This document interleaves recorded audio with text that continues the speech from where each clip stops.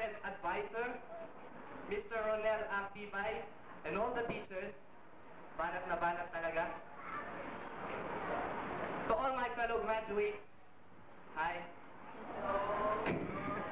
And to my family, I would like you to recognize them and please stand up there at that portion. Please stand up. My father, my mother, my brother, and my sister, and my extended family. They are the one who have pursued my studies in the 10 years or so of my life. And then, distinguished guests, especially to our guest speaker, parents, ladies and gentlemen, a good afternoon. 4 years ago, I entered St. Matthew Christian Academy for the first time as a freshman. Well, I am recalling those days, you know, for the first time in school.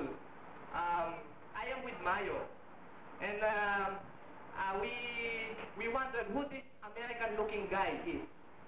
And then later we found out that he's Randong Capiral. He's a black American-looking guy. Yeah.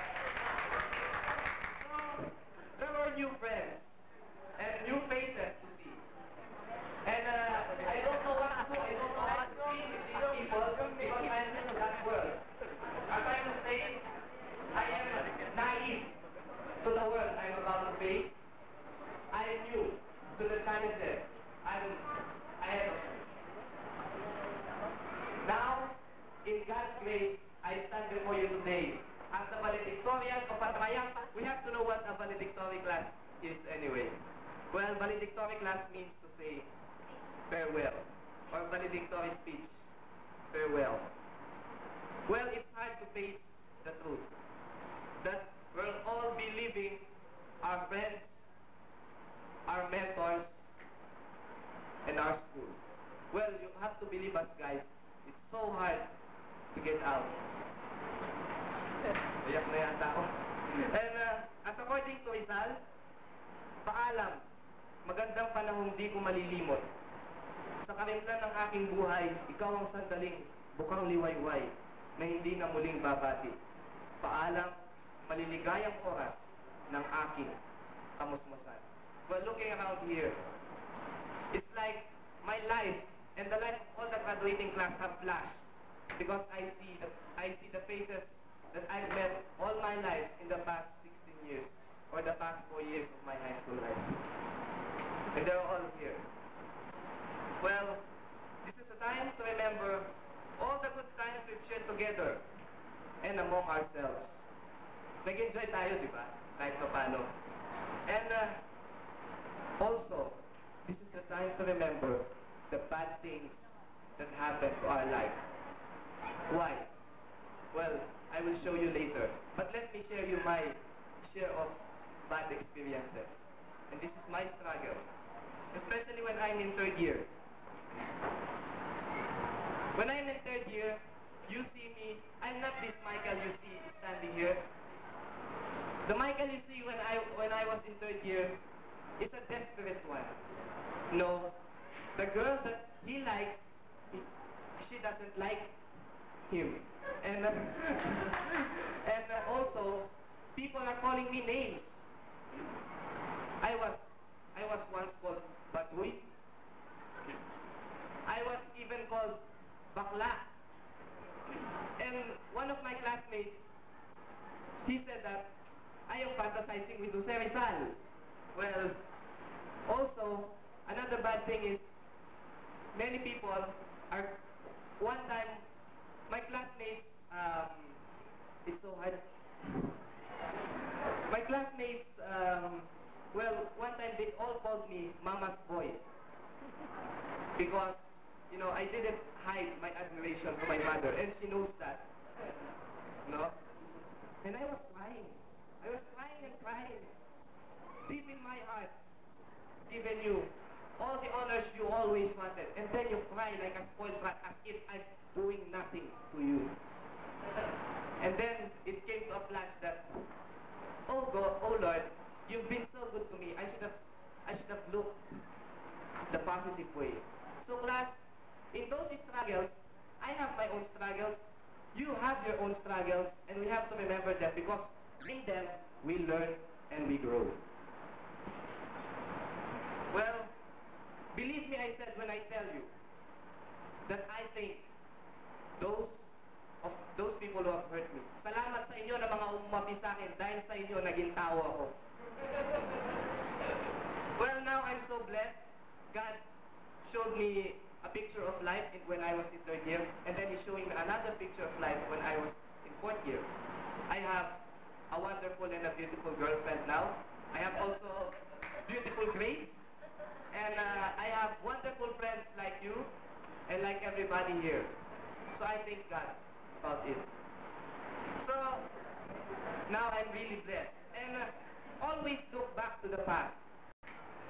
Emulate our triumphs. Never repeat our mistakes, for the past will open the doors of the future. Meron pa palang isang nagsalba sa akin eh. Maliban sa mga kaibigan ko, saka kay Lord. May binigay na instrument ang Lord sa akin. Yun ang Beatles. Well, it is also the time to envision the future for us because many are regarding us the future of our country. Well, I'm honored to stand before you today as the valedictorian. It is God who made this possible. So don't look up to me, look up to God. For I am nothing. You'll just forget me, I know. The pomp and the glory of being a valedictorian is a funeral. And all the honor and the glory I receive is not of this world really. But because of the Lord, I am somebody. And you are somebody because of the Lord, my fellow graduates.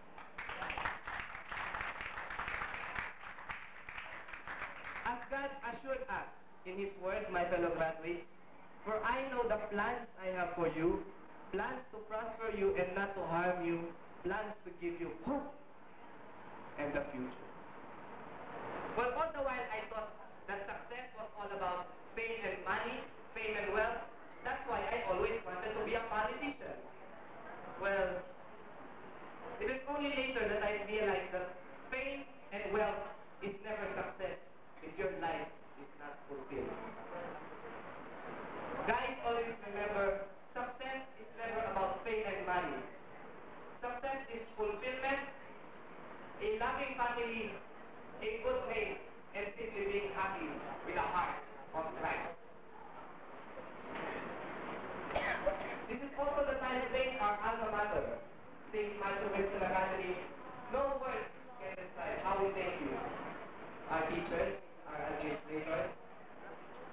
So, if there's no word, just look at us, graduates. This is what your efforts, this is what your sacrifices have brought us. And now we're finishing high school.